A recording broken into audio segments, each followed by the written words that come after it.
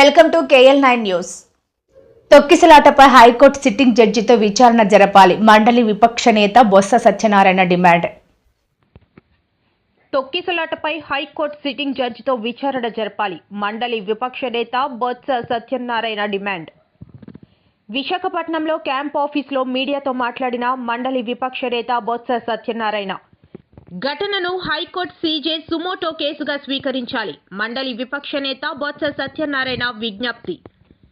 డీఎస్పీని suspend చేస్తే చేసిన పాపం మాసిపోతుందా?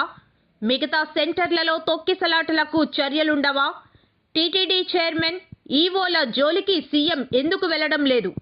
వారి సమన్వయ లోపంతోనే ప్రమాదమని స్పష్టంగా తెలుస్తోంది. చంద్రబాబు ఎందుకంత ఉదాసీనంగా వ్యవహరిస్తున్నారు? సూటిగా ప్రశ్నించిన బొత్స సత్యనారాయణ. సమీక్ష నిర్వహించడానికి కూడా సీఎంకి తీరిక లేదా? దేవాదాయ శాఖ మంత్రి ఎందుకు బాధ్యత తీసుకోవడం లేదు? పవన్ కళ్యాణ్ క్షమాపణలు చెప్పి ఊరుకుంటే ఎలా? ఆయన ప్రాయశ్చిత్త దీక్ష ఎప్పుడు చేస్తారో చెప్పాలి. ప్రెస్ మీట్లో తేల్చి చెప్పిన బొత్స సత్యనారాయణ. అంటే ఈ జరిగిన సంఘటన అంతటిని దేవస్థానం బోర్డు అధ్యక్షులు ఉన్నారు, వారు అంటారు ఈ దైవ నిర్ణయం అని అంటారు. అసలు నాకు ఏమనాలో అర్థమాలే.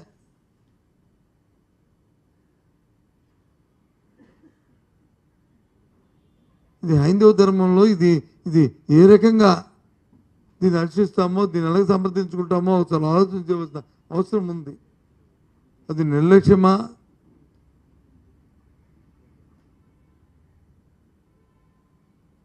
ఈ కార్యక్రమం నాకు అర్థం అవ్వలే. అసలు నేను సూటిగా ఈ ప్రభుత్వాన్ని ప్రశ్నిస్తున్నాను. ఎంతసేపు నిన్న చూస్తున్నాను ముఖ్యమంత్రి గారి తాలూకా ఆయన తాలూకా ఆహాలు భావాలు, వాళ్ళతో మాట్లాడిన విషయాలు, ఆ సందర్భాలు, వాళ్ళ దగ్గర నుంచి తెలుసుకుంటున్న విషయాలు, తిరిగి మీరు వ్యక్తపరుస్తున్న అభిప్రాయాలు అన్నీ కూడా చూశా.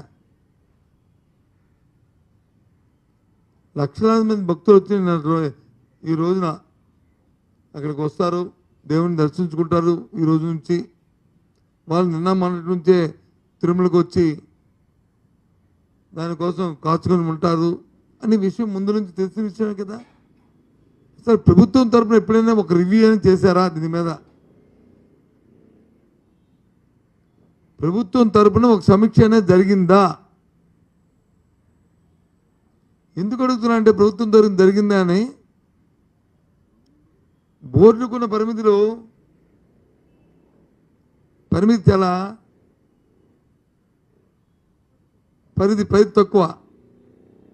వాళ్ళ పరిధిలో ఒక కలెక్టర్ కానీ, ఒక ఎస్పీ కానీ, ఒక డిఐజీ కానీ, లేదు ఒక మెడికల్ అండ్ హెల్త్ ఆఫీసర్ కానీ, లేదు తిరుపతిలో సంబంధించిన పారిశుద్ధ్య కార్మికులకు సంబంధించిన మున్సిపల్ అడ్మినిస్ట్రేషన్ కానీ, వీళ్ళందరూ కావాలంటే ప్రభుత్వం ఇంటర్వ్యూన్ అవ్వాలి. ఇంతకుముందు జరిగేవి అలాగది.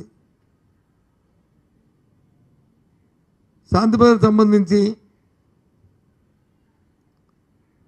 తిరుపతిలో ఉన్న ఆ రేంజ్ డిఐజీ కానీ, ఆ రేంజ్ ఉన్న ఐజీ కానీ ఎప్పుడైనా ఈ సమీక్ష చేస్తారు దీని మీద? ఈ 3-4 రోజుల్లో ఎక్కడుంది మరి గవర్నమెంట్? ఎందుకు ఆ డిఐజీ, ఎందుకు ఆ ఎస్పీ ఎందుకు సమీక్ష చేయలేదు? ఏమయ్యారు? నిన్న టీవీలో చూశాను. రాబోయే 10 రోజుల కంట ఆ డిఐజీ గారు వచ్చి మీ తాలూకా అన్నీ మేము అని చూసుకుంటే ఎవరికి భయం అక్కర్లేదు. దానికి ముందేమైంది మీ ఉద్యోగం? సమీక్షించారా మీరు? చూస్తే చెప్పండి.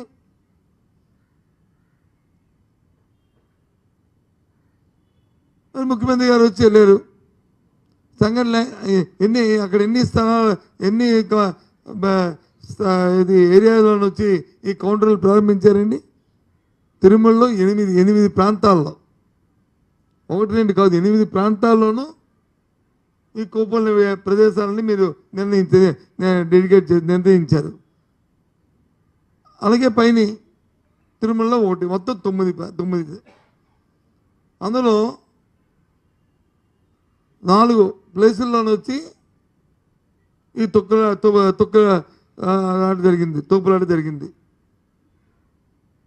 ఏ కారణంలో జరిగింది అక్కడ జరిగింది.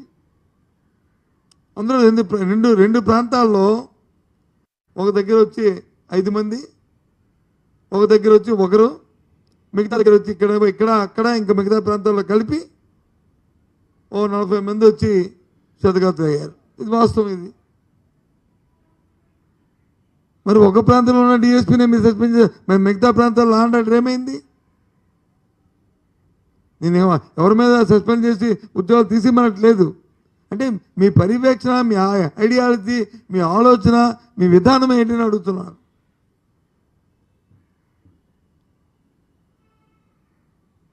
మరి ఆ ప్రాంతాల్లో జరిగిన పరిస్థితి,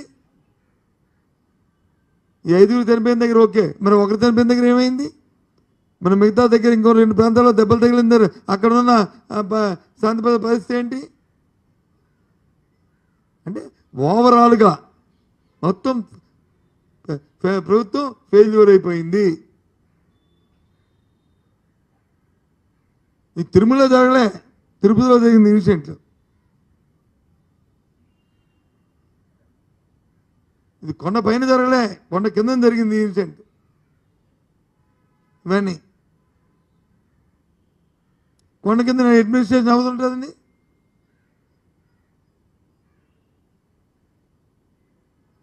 పైపొచ్చి ముఖ్య